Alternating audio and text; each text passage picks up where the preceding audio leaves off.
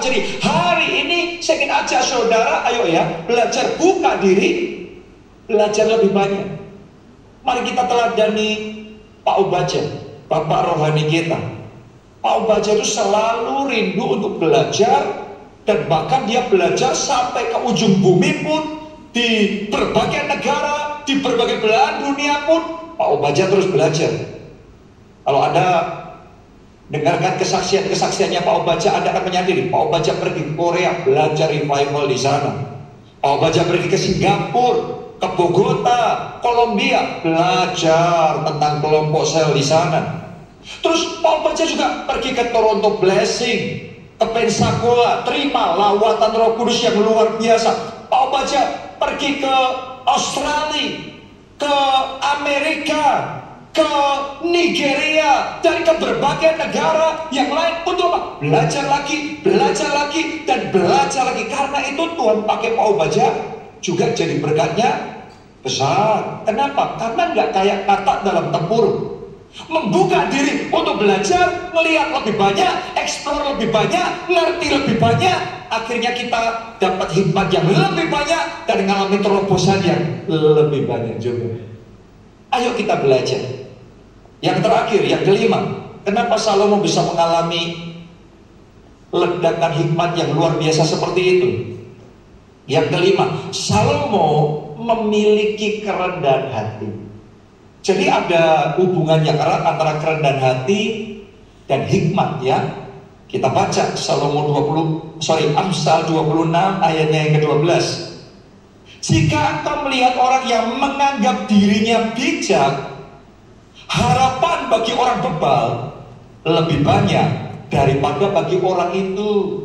Jadi ternyata Amsal ngomong kalau kita merasa sudah pinter, sudah nggak bisa apa-apa deh. Sudah gak ada harapan, hopeless buat orang yang sudah merasa dirinya pintar. Saya mau ngomong sama saudara, ayo kita belajar rendah hati untuk menyadari masih banyak yang kita belum tahu, masih banyak yang kita perlu pelajari. Dan untuk melakukan itu butuh yang namanya kerendahan hati. Coba saudara lihat Salomo. Dia sudah dikaruniai hikmat yang terbesar langsung dari Tuhan kasih ke Salomo. Tapi ternyata Salomo masih mengelilingi dirinya dengan penasehat-penasehat lain yang bijaksana, orang-orang lain yang pintar-pintar. Saya yakin saudaraku, Salomo lakukan itu karena dia punya hati yang rendah hati. Kalau dia sudah merasa dirinya hebat, pintar, gak butuh orang lain, ngapain? Dia punya penasehat. Ngapain dia punya konsultan? Hebatnya Salomo yang sudah berhikmat masih merasa butuh konsultan, masih merasa butuh penasehat yang berhikmat. Itu yang namanya kerendahan hati. Dan orang yang punya kerendahan hati seperti itu, daya serapnya besar, daya belajarnya besar sekali. Nggak heran ledakan hikmat terjadi. Jadi saya ingin ajak saudara belajar rendah hati, ya. Rendah hatilah supaya kita bisa belajar. Anda para pengusaha, kadang-kadang saya perhatikan, entah pengusaha, entah profesional, entah pendeta, kadang-kadang kita nggak bisa belajar karena kita nggak sadar. Tanpa sadar kita nggak rendah hati.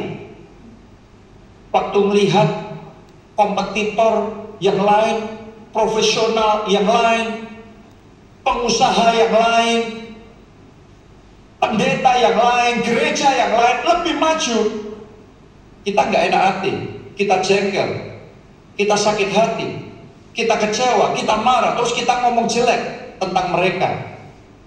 Akibatnya apa? Kita nggak belajar. Kita nggak belajar. Sikap hati seperti itu membuat kita nggak bisa belajar. Tanpa sadar kita sombong. No. Hari ini buka hati saudara. Kalau lihat orang lain lebih maju, pengusaha lain lebih maju, profesional lain lebih maju, teman kerja saudara lebih maju, ketua kelompok sel yang lain lebih maju, pendeta lain gereja yang lebih maju, Buat saya, mari berbesar hati. Mari kita rendah hati. Kita belajar aja. Belajar aja. Justru ketika kita belajar, itu kesempatan kita bisa bertumbuh menjadi lebih baik. Kita bisa meningkatkan diri. Kita bisa upgrade hikmat yang ada dalam kehidupan kita. Dan kalau ada kerendahan hati seperti itu, pasti maju. Pak Obadja sampai datang ke berbagai gereja, belajar dari banyak hamba Tuhan. Walaupun sudah Tuhan pakai juga memimpin gereja yang maju, tapi masih terus sampai hari ini belajar dan belajar. Saya percaya karena ada spirit of humility, ada yang namanya kerendahan hati, itu yang membuat blessing dan hikmat mengalir dengan deras. Hari ini saya berdoa kerendahan hati yang sama Tuhan berikan kepada saudara, sehingga saudara hari demi hari bisa menyerap lebih banyak, hari demi hari bisa bertumbuh, bahkan bertambah di dalam hikmat, sampai mengalami ledakan hikmat dalam hidup saudara. Sesaat lagi saya mau berdoa supaya seperti Tuhan memberikan hikmat kepada Salomo, Tuhan juga memberikan hikmat kepada saudara. Tapi Anda harus ngerti, yang pertama yang perlu Anda lakukan adalah saudara terima Tuhan, sumber dari segala hikmat itu, masuk dalam hidup saudara, jadi Tuhan dan Juru Selamatmu. Terima Yesus sebagai Tuhan dan Juru Selamatmu, maka engkau akan terima pengampunan dosa. Engkau akan lahir baru dalam roh. Engkau akan diberi jaminan keselamatan masuk di dalam kerajaan surga.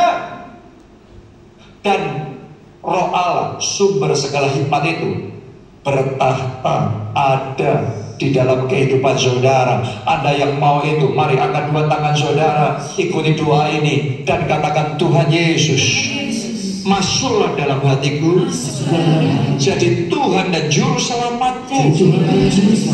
Ampuni dosa-dosaku, selamatkan hidupku. Mulai sekarang hidupku milik Tuhan Yesus. Aku mau mengikuti Yesus, melayani Yesus seumur hidupku. Terima kasih Tuhan.